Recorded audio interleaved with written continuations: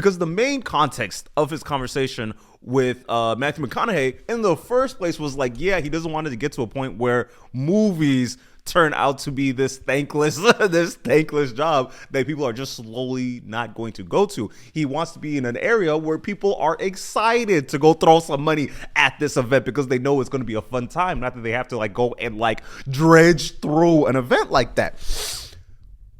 And I feel like that's just how it's been going in general, especially in movies. I do want to take this time to talk about the fact that every industry seems as if they are getting a downturn in general because of like even something like movies. Y'all know The Bride flopped. I am so mad because of I remember when that first the announcement that Christian Bale, Jake Gyllenhaal, and who's the lead actress? I think they were the last time that they acted together was from like Dark Knight, I think, if I'm remembering that well, but beyond the point.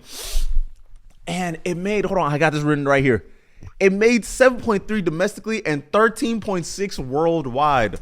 Brother, that was nearly $100 million movie. What is going on? We're having A-listers on the screen and we can't have people come out. Christian Bale is a home run. He is a talented guy.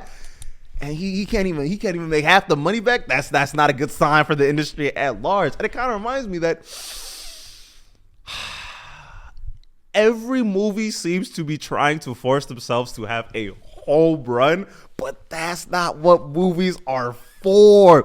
I remember in the good old days, they will pull up with a random comedy, a random Adam Sandler 51st Dates type of movie will pull up on your screen and everybody would go out their way to go see that movie. Is it a great movie?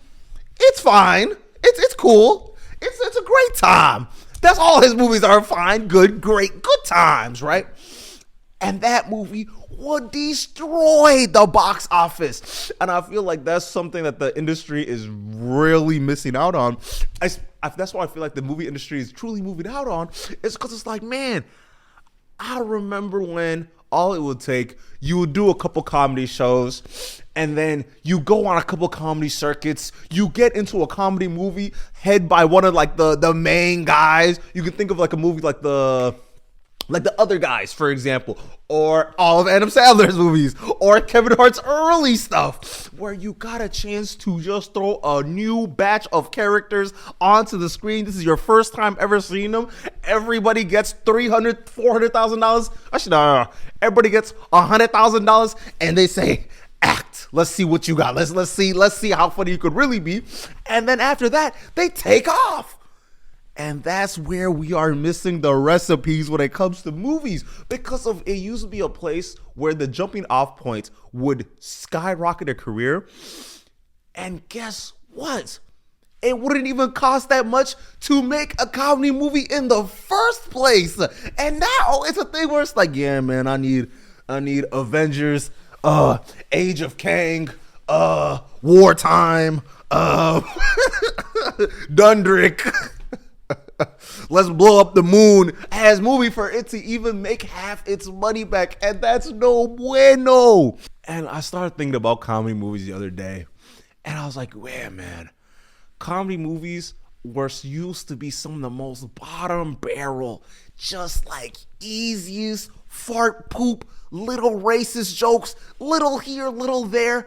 And guess what? They were creating a movie for middle America to go turn their brain off and go, and that's all you needed. That's all. That's as funny as they needed to get. No highbrow, no low, just easy, simple, straight through the middle, where anybody anywhere could watch, right? And I was thinking about it because I watched Central Intelligence the other day, and I'm like, this is a very easy movie. It's a very easy movie.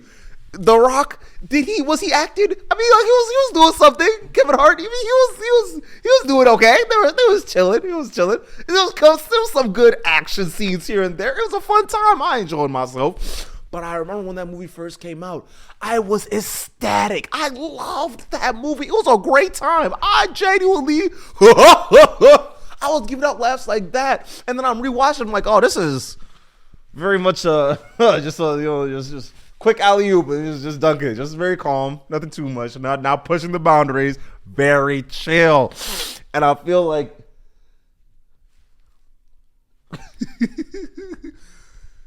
We are missing out on that genre so much. And you know what? I feel like that's why I'm not too mad at Madea movies. People have been trying to get me to hate Madea movies for the longest. And every time I watch a Madea movie, anytime a Madea movie comes on, I'm like, you know what?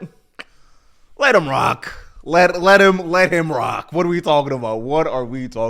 Because I feel like we are all pretending to hate Madea movies. That's really what it is. I feel like we're all BSing. And I was thinking about it the other day, right? Literally the only down parts about Madea movies is if you're in a Madea movie, you best be ready to only be in Madea movies. It kind of reminds me of, what's that one? It's not Baddies. Is it Baddies? Is Baddies what I'm thinking of? Y'all remember Baddies, right? It kind of reminds me of Baddies, where you would think you'd go onto this show, millions of people would watch that show, and when you leave, you go on TikTok. That's all you got. You just go ahead, make some jokes on TikTok. That's all you got. This is how it's gonna play. And it's like, damn, you thought you was gonna blow off that. I thought you was gonna blow off that, and now it's just Cooks McGee over here. But I wish that we would go back to not needing movies to destroy every single box office, no matter what type of movie it is. Because if folks try to pitch, and it's Oscar, it's Oscar. And I feel like that's what he knew it. Timothée Chalamet knew what he was doing. This is part of the Oscar press run. I hate when actors have to go above and beyond to create all this controversy around this, what's it called?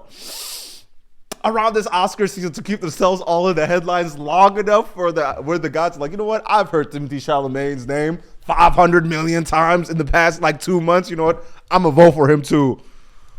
You know what? The Oscars. It's probably gonna be the Oscars will probably be over by the time y'all see this video. But if Sinners don't win this, y'all gonna have to hear from me. Y'all gonna have to really hear from me. I don't care about Marty Supreme. What's some other movies? I think like there's 4 Oscar, there's 4 movies that tried to make Oscar movies this year. Hold on. I don't want to see Hammett.